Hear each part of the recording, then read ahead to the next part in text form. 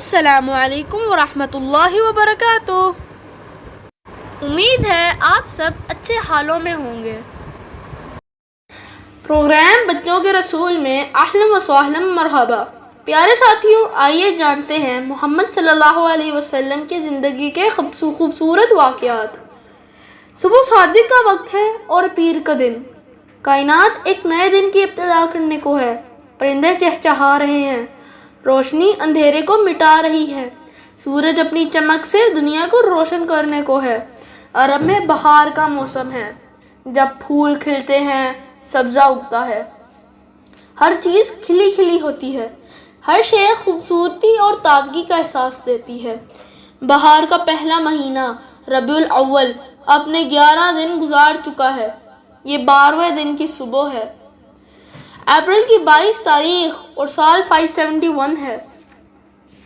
اشفا بنت عوف اور فاطمہ بنت عبداللہ بی بی آمنہ کے پاس موجود ہیں۔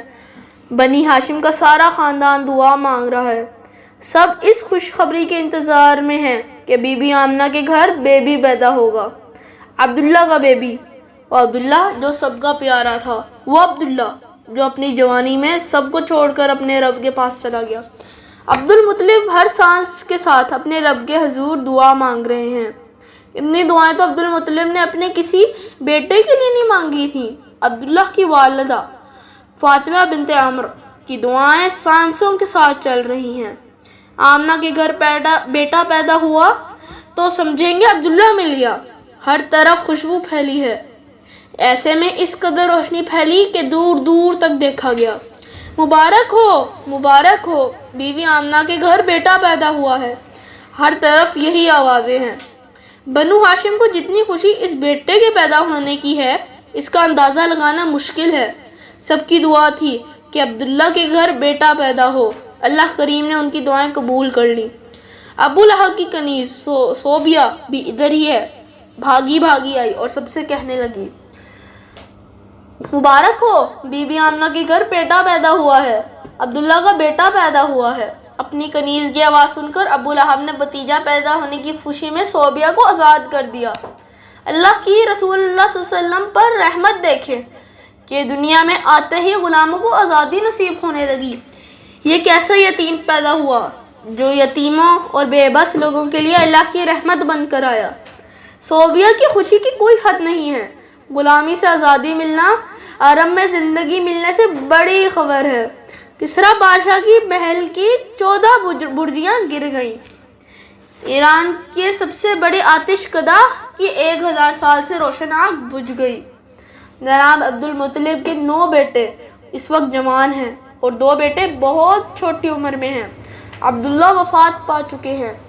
جناب عبد المطلب کو اپنی 100 سالہ زندگی میں اتنی بڑی خوشی نہیں ملی جتنی اس خبر سے ملی ہے۔ عبد المطلب کو ایسا لگ رہا ہے جیسے فوت ہونے والا بیٹا عبداللہ دوبارہ مل گیا ہے۔ پوتے کو گود میں لیا، ماتھا چوما اور اپنے سینے سے لگایا۔ اس قدر خوبصورت بیٹا، یقیناً یہ بڑے نصیب والا ہوگا۔ عبد المطلب نے اپنے 3 سال کے بیٹے عباس کو اپنا پوتا دکھاتے ہوئے کہا، یہ دیکھو اپنا بھائی کتنا پیارا ہے۔ جناب عبد المطلب اپنے خدا کے حضور سجدہ شکر بجا لائے اور کعبے کا طواف کیا۔ سب سے پہلے رسول اللہ صلی اللہ علیہ وسلم کو بی بی آمنہ نے دودھ پلایا۔ اس کے بعد صوبیہ نے رسول اللہ صلی اللہ علیہ وسلم کو دودھ پلایا۔ رسول اللہ صلی اللہ علیہ وسلم کے پیدا ہونے سے 6 دن پہلے عبد المطلب کے گھر سیدہ حالہ سے بیٹا پیدا ہوا ہے۔ اس کا نام حمزہ رکھا گیا ہے۔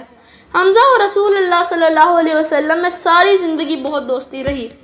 صوبیہ نے حمزہ کو بھی دودھ پلایا اور رسول اللہ صلی اللہ علیہ وسلم کو بھی۔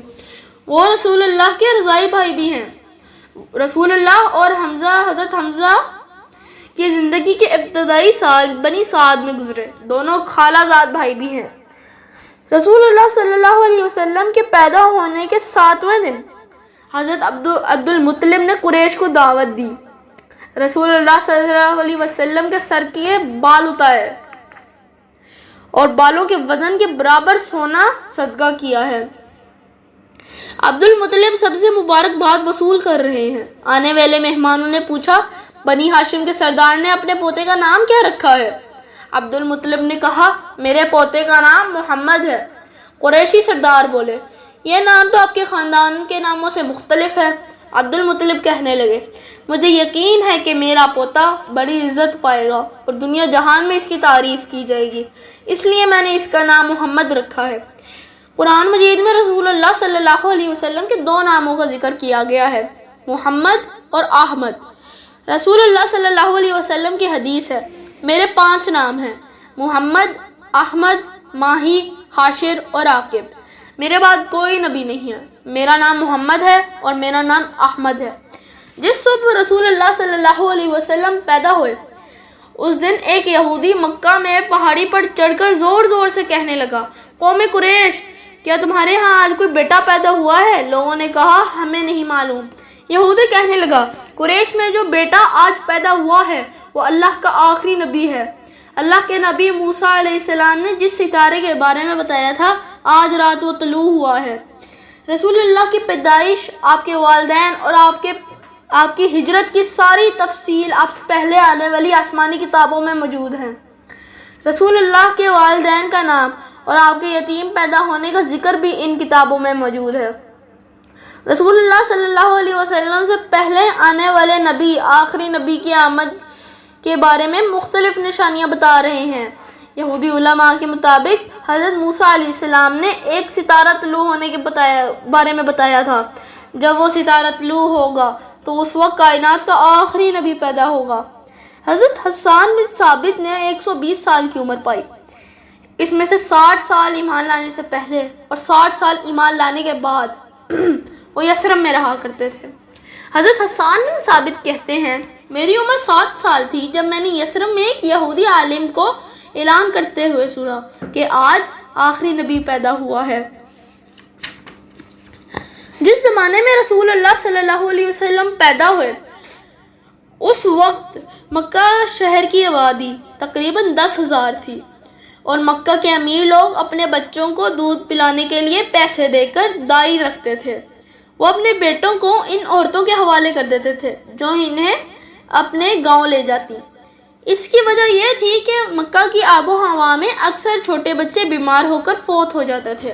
دیہات کی آب و ہوا چھوٹے بچوں کے لیے فائدہ مند ہوتی تھی اور وہی بچوں کو اعلیٰ عربی زبان سیکھنے کا موقع بھی مل جاتا تھا۔ جس طرح عرب کے امیر لوگ اپنے بچوں کے لیے دائی ڈھونڈتے ہیں، اسی طرح دیہات کی عورتیں بھی سال بھر مکہ آتی رہتی ہیں کہ کوئی بچہ مل جائے تو اس کی دیکھ بھال کے بدلے انہیں پیسے اور گفٹ مل جائیں۔ قبیلہ بنو سعد کی 10 عورتیں اسی غرض سے اپریل 571 کے آخری دنوں میں مکہ آئیں۔ حلیمہ سعدیہ بھی انہی عورتوں میں سے ایک تھی۔ بنو سعد قبیلہ کی زندگی انتہائی سادہ تھی۔ وہ مختلف موسم، مختلف مقامات پر گزارتے۔ بچے سارا دن بھیڑ بکریاں چرانے اور آپس میں کھیل کود میں گزارتے۔ عورتیں کھانا پکانے کے لیے لکڑیاں اکٹھی کرتی اور خاندان کے باقی افراد کی دیکھ بھال کرتی۔ یہ لوگ کھجوروں اور دودھ پر گزارا کرتے تھے۔ بعض اوقات انہیں سبزیاں اور گوشت بھی کھانے کو مل جاتا تھا۔ بنو سعد کی عورتیں مکہ آئیں تو ان گھروں میں گئیں جہاں وہ پہلے بھی یہ خدمات انجام دے چکی تھیں۔ ایک دائی نے جناب حمزہ کو دودھ پلانے کے لیے لے لیا۔ حلیمہ سعدیہ بنو عبد المطلب کے گھروں میں آئیں تو پتہ چلا کہ عبد المطلب کے گھر پوتا ہوا ہے۔ حلیمہ کو پتہ چلا کہ اس بچے کے والد عبداللہ وفات پا چکے ہیں تو سوچنے لگی، یتیم بچے کو لے کر جاؤں گی تو شاید اچھے پیسے اور گفٹ وغیرہ نہ ملے، جیسے باپ اپنے بیٹے کی خوشی میں کرتے ہیں دوسرے کب کرتے ہیں۔ حلیمہ تو پہلے ہی ایسے گاؤں سے آئی ہے جہاں کافی عرصہ بارش نہ ہونے کی وجہ سے وہاں کے لوگ سخت مشکل میں ہیں۔ ان کا گدھا سب سے کمزور تھا، مکہ آتے ہوئے سارے قافلے سے پیچھے رہ جاتی تھی۔ باقی لوگ سارا رستہ اسی وجہ سے تنگی محسوس کرتے رہے، لیکن اسی گاؤں سے ہونے کی وجہ سے ساتھ لائے تھے۔ حلیمہ سعدیہ کی گود میں بیٹا عبداللہ تھا جو دودھ نہ ملنے کی وجہ سے ساری رات روتا رہتا تھا۔ دونوں میاں بیوی اس وجہ سے ساری رات نہیں سو پاتے تھے۔ حلیمہ سعدیہ کا دودھ اس کے بیٹے کے لیے کافی نہیں ہوتا تھا۔ ان کی اونٹنی اتنا دودھ نہیں دیتی تھی کہ گھر کے سارے افراد اپنی بھوک مٹا سکیں۔ حلیمہ سعدیہ اور گھروں میں بچہ لینے گئی، لیکن ان کی صحت اور حالت دیکھ کر کوئی ماں اپنا بچہ انہیں دینے کے لیے تیار نہ ہوئی۔ حلیمہ کو کیا پتا اس کی کمزوری ہی اس کی خوش قسمتی ہے۔ حلیمہ اپنے شوہر سے کہتی ہے خدا کی قسم میں خالی ہاتھ گاؤں واپس نہیں جاؤں گی۔ حلیمہ کے شوہر نے مشورہ دیا پھر ہم عبداللہ بن عبد المطلب کے بیٹے کو ہی لے آتے ہیں۔ حلیمہ سعدیہ اور ان کا شوہر حارث بی بی آمنہ کی خدمت میں حاضر ہوئے۔ ان کی ملاقات بچے کے دادا سے ہوئی۔ عبد المطلب نے دائی سے پوچھا تمہارا نام کیا ہے؟ جواب ملا حلیمہ سعدیہ۔ عبد المطلب نے کہا واہ واہ، حلیمہ بھی اور سعدیہ بھی، یہ دونوں خوبیاں ایک جگہ اکٹھی ہو گئی، یہ تو کمال ہے۔ حلیمہ کا مطلب ہے نرم اور اچھے دل والی، اور سعدیہ کا معنی ہے اچھی قسمت والی۔ حضرت عبد المطلب کا اشارہ اسی طرف تھا۔ بی بی آمنہ اپنے بیٹے کو حلیمہ کے پاس لائیں۔ پیارا بیٹا اس وقت سبز رنگ کی چادر میں لپٹا ہوا سو رہا تھا۔ حلیمہ سعدیہ کہتی ہیں میں نے بچے کو گود میں لیا اور منہ سے چادر ہٹائی تو بچہ اتنا خوبصورت دیکھ کر اس سے دل و جان سے پیار کرنے لگی۔ اتنا پیارا بچہ میں نے پہلے کبھی نہیں دیکھا تھا، میرا جی چاہتا تھا میں اسے دیکھتی ہی جاؤں۔ میں نے اس بچے کے ماتھے پر پیار دیا۔ اس وقت رسول اللہ صلی اللہ علیہ وسلم کی عمر 8 دن تھی۔ بی بی آمنہ نے رسول اللہ صلی اللہ علیہ وسلم کو حلیمہ کے حوالے کر دیا اور کہا میں اپنے بچے کو اللہ کی پناہ میں دیتی ہوں، یہ غلاموں اور غریبوں کے ساتھ احسان کرنے والا ہو۔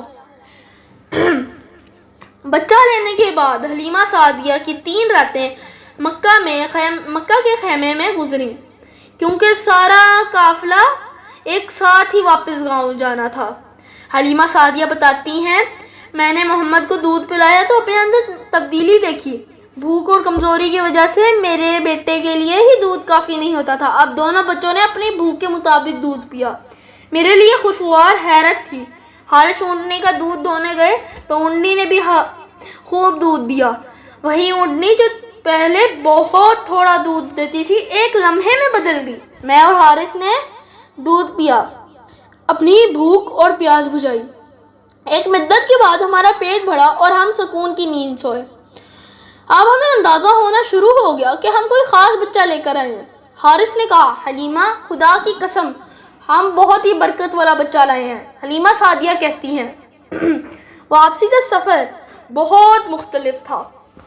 میرا کمزور گدھا جو مکہ جاتے ہوئے سب سے پیچھے تھا اب سب سے آگے تھا۔ سب حیران تھے کہ کیا بات ہے۔ سب لوگوں نے پوچھا حلیمہ کیا تم نے نیا گدھا خریدا ہے؟ مکہ جاتے ہوئے تو اس کے لیے چلنا بھی مشکل تھا، اب اسے پکڑنا مشکل ہے۔ رسول اللہ صلی اللہ علیہ وسلم کے آنے سے حلیمہ کے گھر میں جیسے بہار آ گئی۔ حلیمہ سعدیہ کہتی ہیں محمد کی برکت سے خوش سالی میں بھی میری تمام بھیڑ بکریاں خوب دودھ دیتی تھیں۔ سارے گاؤں کے جانور خوش سالی کا شکار تھے، جبکہ میرے جانور روز بروز موٹے تازے ہوتے جا رہے تھے۔ تمام لوگ اپنے چرواہوں کو ہدایت کرتے تھے کہ اسی چراگاہ میں اپنی بھیڑ بکریاں لے جاؤ جہاں حلیمہ کی بکریاں جاتی ہیں۔ بھلا وہ کہاں جانتے تھے کہ فرق چراگاہ کا نہیں، فرق تو وہ خوش قسمتی ہے جو میرے حصے میں آئی ہے۔ حلیمہ سعدیہ گزرتے ہوئے دنوں کو یاد کرتے ہوئے کہتی ہیں میں محمد کا بہت خیال رکھتی تھی، اسے کہیں دور نہیں جانے دیتی تھی۔ ایک روز میرا دھیان نہ رہا، شیمہ اپنے رضائی بھائی کو تپتی دوپہر میں بکریوں کے ریور کے پاس لے گئی۔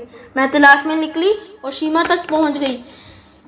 جب محمد کو شیمہ کے ساتھ دیکھا تو میں شیمہ کو ڈانٹنے لگ گئی، اتنی گرمی میں تم بچے کو ساتھ لے کر دور آ گئی ہو، اگر یہ بیمار ہو گئے تو؟ شیمہ نے جواب دیا اماں جان گرمی کیسی، بادل کا ٹکڑا تو میرے بھائی کے اوپر ہر وقت سایہ کیے ہوئے تھا، ہم جہاں جاتے ہیں بادل کا ٹکڑا ساتھ جاتا ہے۔ پچھلے 2 سال حلیمہ کے لیے آنے والا ہر دن پہلے سے بہتر رہا۔ حلیمہ سعدیہ بیان کرتی ہیں سارا گاؤں ہی محمد سے پیار کرتا تھا، اگر کسی کی جسم میں کوئی تکلیف ہوتی تو وہ محمد کی ہتھیلی تکلیف والی جگہ پر لگاتا اور اللہ کے حکم سے فوراً صحت مند ہو جاتا۔ انسان ہی نہیں جانور بھی اس رحمت سے محروم نہ تھے۔ میرے گاؤں میں اگر کوئی جانور بیمار ہو جاتا تو وہ محمد کے پاس لاتے، ان کا ہاتھ اس جانور پر پھیرتے تو وہ جانور تندرست ہو جاتا۔ ایک دن میں محمد کو گود میں لیے بیٹھی تھی کہ بکریوں کا ریور قریب سے گزرا۔ ایک بکری ریور سے علیحدہ ہوئی، آگے بڑھی، محمد کے ماتھے پر پیار کیا اور واپس بکریوں میں شامل ہو گئی۔ اب سارے گاؤں کو علم ہو چکا تھا کہ یہ کوئی قریشی بیٹا عام نہیں بلکہ خاص بیٹا ہے۔ اس کا چہرہ بہت روشن تھا۔ حلیمہ سعدیہ بتاتی ہیں، محمد جتنا عرصہ میرے پاس رہے کبھی بستر گندا نہیں کیا، نہ ہی کبھی آپ کے کپڑے خراب ہوئے۔ مقررہ وقت پر حاجت کرتے تھے۔ ان کی صفائی ستھرائی بہت اعلیٰ تھی۔ محمد کی عمر 2 سال ہوئی تو میں اپنے شوہر کے ساتھ مکہ گئی کہ بچہ ماں کے حوالے کیا جائے۔ بی بی آمنہ اور عبد المطلب نے میری توقع سے بڑھ کر بھی میری خدمت کی۔ میں نہیں چاہتی تھی کہ بچہ مجھ سے دور رہے۔ اتفاقاً مکہ میں ان دنوں طاعون کی وبا پھیلی ہوئی تھی۔ ہم دونوں میاں بیوی نے اس وبا کا بہانہ بنا کر بی بی آمنہ سے بڑے ہی ادب سے کہا کہ وبا خطرناک ہو سکتی ہے، اس لیے بچہ ہمارے ساتھ ہی بھیج دیں۔ بار بار کہنے پر بی بی آمنہ راضی ہو گئی۔ میں ایک بار پھر بچے کو اپنے گاؤں لے آئی۔ ہم بہت خوش تھے کہ وہ پیارا بچہ پھر سے ہمارے پاس ہے۔ شیما کی خوشی کی تو حد ہی نہ تھی۔ کبھی کھلاتی، کبھی پلاتی، لوریاں سناتی، گیت گا گا کر دل بہلاتی۔ ایک دن محمد نے مجھ سے کہا، اماں میرے بہن بھائی کہاں جاتے ہیں؟ میں انہیں سارا دن نہیں دیکھتا۔ میں نے جواب دیا، وہ بکریاں چرانے جاتے ہیں۔ محمد نے ان کے ساتھ جانے کی خواہش ظاہر کی۔ اب محمد نے بھی اپنے رضائی بہن بھائیوں کے ساتھ بکریاں چرانے جاتے تھے۔ شیما بیان کرتی ہے، محمد بکریوں کا ریوڑ چراتے تھے تو بکریاں ادھر ادھر نہیں جاتی تھی اور کمال محبت سے ان کے ارد گرد رہتی تھی۔ حلیمہ سعدیہ بتاتی ہیں، محمد کے دوبارہ ہمارے گاؤں آنے کے کچھ سال بعد ایک عجیب و غریب واقعہ پیش آیا۔ وہ اپنے بہن بھائیوں کے ساتھ کھیل رہا تھا کہ 2 نورانی صورت والے انسان سفید لباس پہنے ہوئے وہاں آئے اور محمد کو اٹھا کے پہاڑی کی طرف لے گئے۔ انہوں نے محمد کا سینہ کھولا۔ یہ دیکھ کر عبداللہ گھبرایا ہوا میرے پاس آیا اور مجھے بتایا، اماں 2 آدمی قریشی بھائی کو اٹھا کر لے گئے ہیں اور انہوں نے اس کا سینہ کاٹ دیا ہے۔ میری تو جان ہی نکل گئی۔ دوڑتی ہوئی محمد کے پاس پہنچی، دیکھا تو وہ ٹھیک ٹھاک کھڑے آسمان کی طرف دیکھ رہے تھے، گویا کہ نورانی صورت والے جدھر گئے ہیں میرا بیٹا ادھر ہی دیکھ رہا ہے۔ میں اور حارث دونوں پریشان ہوئے۔ محمد سے پوچھا تو اس نے کہا، سفید کپڑے پہنے ہوئے 2 آدمی میرے پاس آئے، مجھے اٹھا کر یہاں لائے اور میرا سینہ چاک کیا۔ میرے سینے سے کوئی چیز نکال کر باہر پھینک دی۔ میرا دل نکالا، ایک تشت میں رکھ کر پانی سے دھویا، دل واپس میرے سینے میں رکھ دیا، میرے سینے پر ہاتھ پھیرا اور آسمان کی طرف اڑ گئے۔ اس سارے عمل میں مجھے ذرا برابر بھی تکلیف نہیں ہوئی۔ حلیمہ سعدیہ اس صورتحال کے بارے میں بتاتی ہیں، میں نے محمد کی قمیض کا دامن اٹھا کر دیکھا تو زخم کا کوئی نشان نہیں تھا۔ میری جان میں جان آئی۔ میں نے خدا کا شکر ادا کرتے ہوئے اسے گلے لگایا اور بار بار چومتی رہی اور چہرہ تکتی رہی۔ 100 بار خدا کا شکر ادا کرتی رہی۔ مجھے کچھ سمجھ نہیں آ رہا تھا۔ میں اور حارث بچے کو گھر لے آئے۔ ہم پریشان تھے اور سوچوں میں ڈوبے ہوئے تھے۔ میں نے حارث سے کہا، کہیں ہمارے قریشی بیٹے کو کوئی نقصان نہ پہنچے، بہتر یہی ہے کہ ہم اسے اس کی والدہ کے پاس چھوڑیں۔ میں اور حارث محمد کو لے کر مکہ گئے، بی بی آمنہ سے ملاقات کی اور انہوں نے کہا کہ ہم آپ کا بیٹا آپ کے پاس واپس چھوڑنا چاہتے ہیں۔ حلیمہ سعدیہ نے بی بی آمنہ کو سینہ چاک ہونے والی بات بتائی اور کہا کہ ہمیں ڈر ہے انہیں کوئی نقصان نہ پہنچے۔ بی بی آمنہ نے کہا، تمہارا خیال ہے کہ اگر اس بیٹے پر کوئی جن بھوت کا سایہ ہے تو ایسی کوئی بات نہیں ہے، شیطان میرے بیٹے کے قریب بھی نہیں آ سکتا، یہ بہت ہی رحمت اور برکت والا بیٹا ہے۔ حلیمہ سعدیہ رسول اللہ صلی اللہ علیہ وسلم کو بی بی آمنہ کے حوالہ کر کے واپس اپنے گاؤں آ گئی۔ اب بی بی حلیمہ کے پاس رسول اللہ صلی اللہ علیہ وسلم کی خوبصورت یادیں ہیں۔ رسول اللہ صلی اللہ علیہ وسلم اپنی والدہ کے ساتھ مکہ میں رہنے لگے۔ تو دوستوں اب ہم سوال جواب دیکھ لیتے ہیں۔ رسول اللہ صلی اللہ علیہ وسلم کے والد کا نام کیا تھا؟ رسول اللہ صلی اللہ علیہ وسلم کے دادا کا نام کیا تھا؟ رسول اللہ صلی اللہ علیہ وسلم کی والدہ کا نام کیا تھا؟ رسول اللہ صلی اللہ علیہ وسلم کی دادی کا نام کیا تھا؟ رسول اللہ صلی اللہ علیہ وسلم کی نانی کا نام کیا تھا؟ رسول اللہ صلی اللہ علیہ وسلم کے نانا کا نام کیا تھا؟ رسول اللہ صلی اللہ علیہ وسلم کی رضائی ماں کا نام کیا تھا؟ رسول اللہ صلی اللہ علیہ وسلم کی رضائی ماں کے شوہر کا نام کیا تھا؟